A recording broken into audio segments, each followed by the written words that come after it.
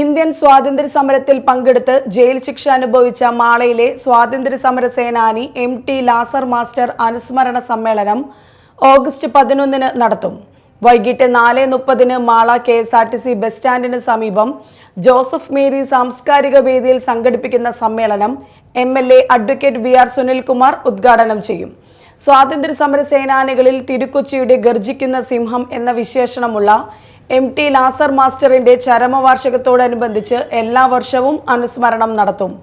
അദ്ദേഹത്തിന്റെ ഓർമ്മകൾ നിലനിർത്താൻ മാളയിൽ ഉചിതമായ സ്മാരകം നിർമ്മിക്കാൻ സർക്കാരിന് നിവേദനം സമർപ്പിക്കുമെന്നും മാള പൗരാവലി ഭാരവാഹികൾ പത്രസമ്മേളനത്തിൽ പറഞ്ഞു. പഴയകാലത്ത് നാടിനു വേണ്ടിയും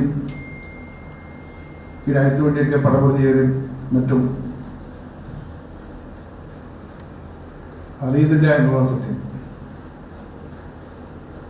ഒരുപാട് പേർ ത്യാഗം സഹിച്ച് ഇന്ത്യക്ക് സ്വാതന്ത്ര്യം പങ്കെടുക്കുന്നത്. അപ്പോൾ അവരുടെ ഏറ്റവും പ്രധാനിയാണ് എം.ടി. ലാസർ മാസ്റ്റർ. യഥാർത്ഥ സ്വാതന്ത്ര്യത്തിൽ പങ്കെടുത്ത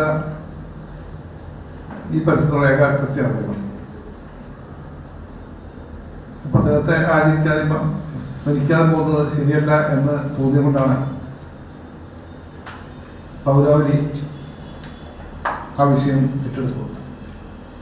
കഴിഞ്ഞ 25 വർഷമായിട്ട് ആരും സ്മരിച്ചിട്ടില്ല.